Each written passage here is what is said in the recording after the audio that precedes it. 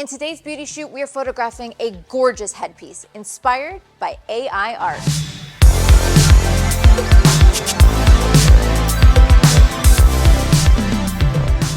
Hey everybody, Lindsay Adler here, and if you're like me, I have been thinking a lot about AI art. My fellow friends, photographers, collaborators, we have been talking about AI nonstop because we don't necessarily know how to think about it. Should we be terrified for our jobs in the future for creatives? Or should we be inspired, be excited, experiment with it? And so this comes up a lot, and I actually brought it up in conversation to my friend Lori Sun. She is an incredible designer. She makes amazing avant-garde headpieces, and she hadn't tried it out before. So I introduced her to the program called Midjourney, and she was instantly hooked, instantly inspired, and she used it to create so many different pieces of AI art. But she didn't do it just to create those pieces. Instead, she used it as a springboard for her own designs. And so some of the images she created were gothic and mysterious, others were alien-esque, and then some inspired the headpiece that you are going to see today. So the images you see here are actually just some of the AI-generated art that she created. Now, one of the ways we've decided to embrace AI is not to be afraid, not to feel like it's going to replace us, but instead to use it as another source of inspiration. And so today's shoot is completely inspired by AI, and you can see it through the makeup, through the headpiece, through the materials that have been used. All right, so with that, I'm going to bring out my subject and show you the gorgeous mask and headpiece that Lori's created.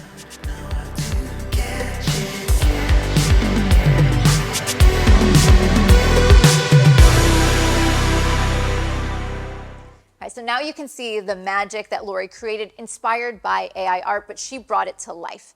Now, when you are being inspired by this computer-generated art, you can be inspired by any piece of it that you want. It doesn't have to look like that piece. So for example, you could look at one of the pieces of art and be inspired by the headpiece or the makeup or the lighting or the background or the composition or the pose, you name it. And so for this particular image, I'm going to actually look at the headpiece on the subject and use that as my inspiration. It's beautiful. It's got this translucency and reflectivity that I think will be gorgeous. And so what I'm going to do is probably backlight. Have the light come through the headpiece. That will give it more dimension. Now for these test shots, I'm just going to have the model hold it to her face because it is a piece of plastic that will completely cover her face. I don't want her to be uncomfortable and I don't want it to fog up too much. So when she puts it on, I'll have her do little narrow breaths. So this headpiece and this mask, this is unlike anything that I personally have ever seen or shot, so I'm really excited to capture it. Now the image here is going to be created with 4 different strobes. So I'm going to turn these lights off and build them one by one so you can see how they're contributing to the final image. All right, so our first strobe is over here on the right-hand side of the frame. I am using a 5-degree grid. This is just going to create a tight pocket of light on the face.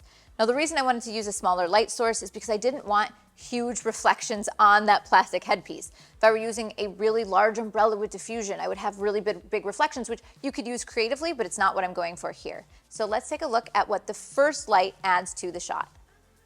Okay, if you'll raise it up and turn 3/4 this way, keep going, and then just hold it with one hand. Great. Perfect.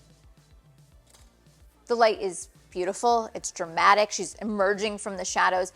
I actually like the shot, but I don't think it's showcasing the headpiece. And so that's why I'm going to add the next 2 lights into the equation.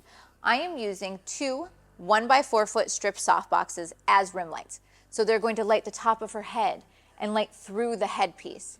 On both of these, I have grids to help reduce any spill of light as well as lens flare. So I'm going to add those next 2 rim lights. There we go. So same thing, perfect, thank you. All right, you can see that adding these rim lights really brings the headpiece to life. It gives it dimension. It looks like liquid or glass. It's glowing. I love it, and I could do this shot with just these 3 lights. Could totally do that. But I've decided that for my inspiration, I definitely want to go with something that maybe feels a little more ethereal or alien-esque. And for me, ethereal would probably have a little bit of a lighter background. So my final strobe is going to be a background light. Behind my subject on a floor stand, I have placed a strobe with no modifier, and I have it pointed low in the frame. This is one of my favorite techniques for giving a gradient of light on the background. It'll be lighter at the bottom of the frame, and it will fade to shadow near the top of the frame. This gives a little bit of separation and a little bit more depth. All right, so we're going to add that final strobe. Thank you. Perfect. So far, so good, and that's what I need to capture in camera with the lighting. but I think this looks otherworldly, and so I want to add some additional creative effects. So the first thing I'm going to do is I'm going to change my white balance to be wrong on purpose. I am going to purposely change my white balance to tungsten. What it's going to do is cool down all of the light in the scene.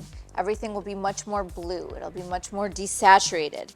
And so I'm going to switch over to a tungsten white balance and take the exact same shot. Perfect, thank you. All right, so we have our beautiful lighting, we have the unique white balance, and then I'm going to add the final piece to the equation, which is going to be a one-stop black pro mist. This is a strong black pro mist. This is a filter that what it does is it takes any highlights or reflections and it glows them out. It makes them haze. So I think this will make us, lean a little bit more towards the dreamlike or otherworldly rather than feeling too real or too crisp. So we're going to add that same shot just with a one-stop black pro mist. All right, so you can see how much hazier the picture looks. But what I really love is if you look at the reflection on the top right-hand side of that headpiece, it has this thing called halation, like it is glowing.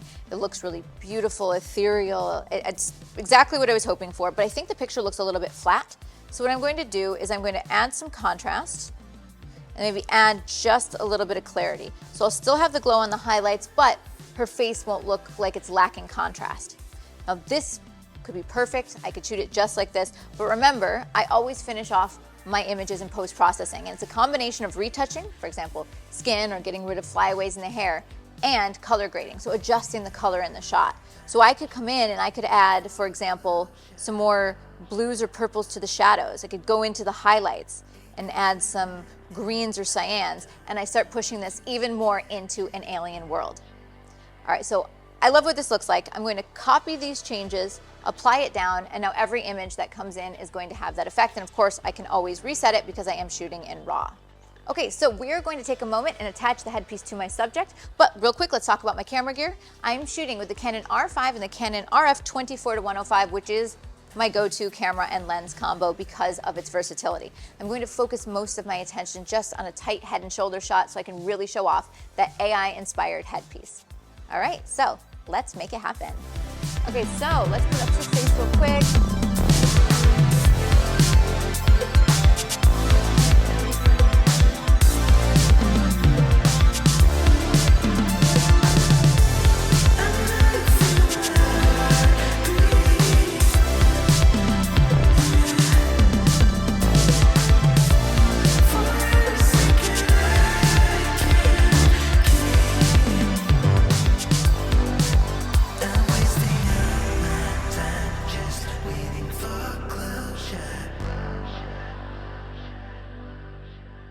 I think these images are beautiful. They're everything that I love in my work. They're bold, they're avant-garde, they're otherworldly, they're stunning.